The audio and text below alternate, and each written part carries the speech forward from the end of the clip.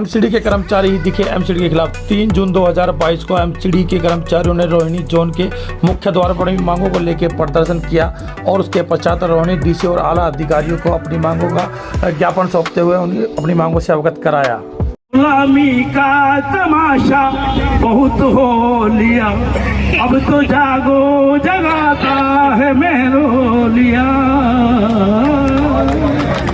गुलामी का तमाशा बहुत हो लिया, अब तो जागो जगाता है मेरो लिया। बात को मान लो, खुद को पहचान लो, कम नहीं हो किसी से भी तुम, पर दिलों की तरह बिखरे ही रहे हो तुम।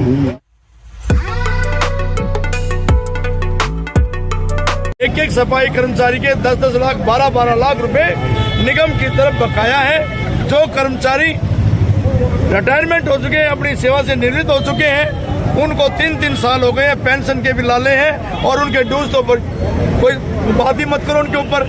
और जो कर्मचारी रिटायरमेंट होने के बाद भगवान को प्यारे हो गए हैं, उनके लिए, उनके परिवार के लिए, उनके आश्रितों के लिए भी कोई भी लाभांश की कोई व्यवस्था नहीं है। और क्योंकि वाल्मीकि समाज पहले ही सबसे निचले पायदान पर है और निचले पायदान पर खड़े होने के बावजूद भी उसको अनदेखा किया जा रहा है और नए नए तुगलकी भरमान किए जा रहे हैं निगम प्रशासन की तरफ से। हम ना तो कांग्रेस से संतुष्ट हैं, ना पार्टी से संतुष्ट है, ना भाजपा से। हम उन लोगों से असंतुष्ट हैं जो मनुवादी सोच रखते हैं, जो वाल्मीकि समाज के प्रति घृणा की नजर रखते हैं। हम उन लोगों से नफरत करते हैं। कांग्रेस की सरकार में कभी भी कर्मचारी को रोड पर आना नहीं पड़ा और आज दिल्ली सरकार में जो सरकार बैठी हुई है और भारत केंद्र सरकार में जो सरकार बैठी हुई है, हर महीने हमें अपने वेतन के लिए सड़क पर उतरना पड़ता है।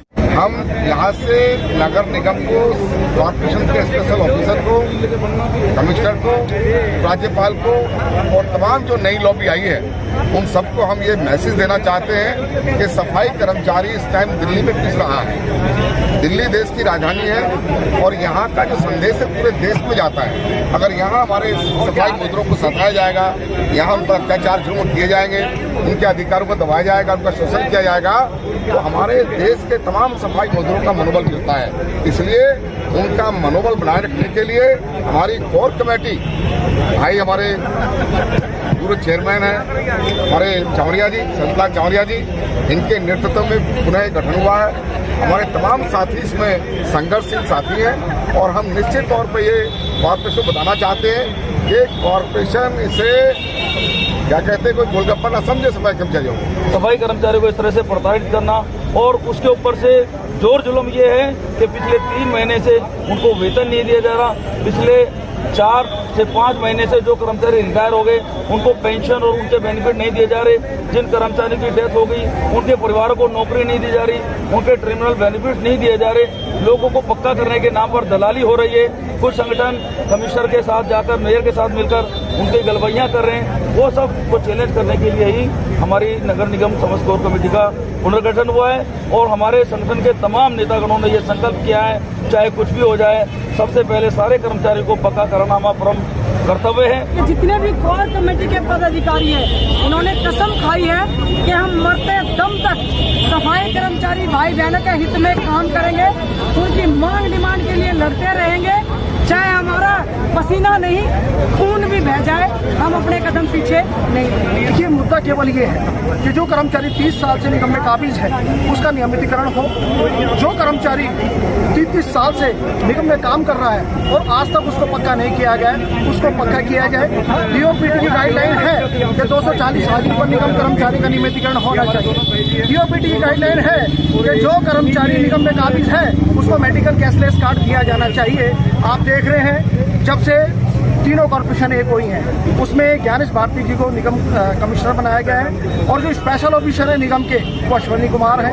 12 के 12 जोनों में डिप्टी कमिश्नर अपना दौरा कर रहे हैं, एक सरप्राइज विजिट कर रहे हैं। जहां कर्मचारी उनको नहीं मिलता बीट पर उसको सस्पेंड कर रहे हैं, उसको शोकॉज नोटिस दे रहे हैं, यहाँ तक कि उनको कार्य से बिल्कुल निलंबित कर रहे हैं, टर्मिनेट कर रहे हैं। यही कानून है। अगर कानून की बात करते हैं तो कर्मचारी 240 हाजिरी पर कानून के दायरे में आता है। उसको पक्का किया जाए। सबसे पहले अगर कुछ करना ही चाहते हैं तो जो कर्मचारी 8-8 घंटे वार्डों में काम कर रहा है, इतनी गर्मी में उनको शेल्टर हाउस बना के दिए जाए ताकि कर्मचारी 21 में शौच जा सके, आराम कर सके और अपनी ड्यूटी पर रह सके। आप दौरा तो कर रहे हैं, आप इस प्रकार से जिस प्रकार से आप डिक्टेटरशिप कर रहे हैं, इस डिक्टेटरशिप को हम बर्दाश्त नहीं करेंगे। जो भी निगम में स्वीपिंग मशीन लगाई गई है उसका रोजाना का हजारों रुपए बिल आता है, जबकि वो गलियों में नहीं जा सकती, वो खड़ंजों में नहीं जा सकती, वो सिर्फ कन्नियां साफ करती हैं। कोई निगम प्रशासन से ये पूछे कि जिस मशीन से कोई फायदा नहीं है, हजारों का आप बिल क्यों देते हैं? आप क्या कमीशन है आपका? आखिर क्या मंसूबा है आपका? क्या चाहते हैं आप?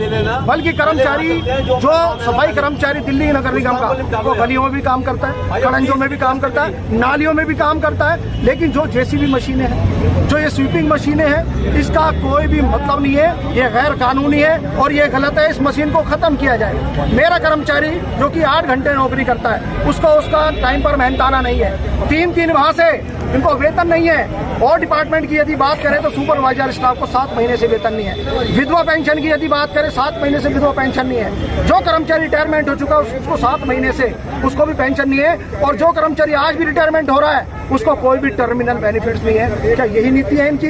क्या यही कानून है इनका? ये एक तानाशाही का माहौल है और दिल्ली कोर कमेटी ये वचन देती है, प्रण देती है, हम इनकी तानाशाही को खत्म करेंगे और इनको बताएंगे कि दिल्ली को यदि कोई कूड़े के ढेर में तब्दील कर सकता है तो दिल्ली नगर निगम कोर कमेटी कर सकती है।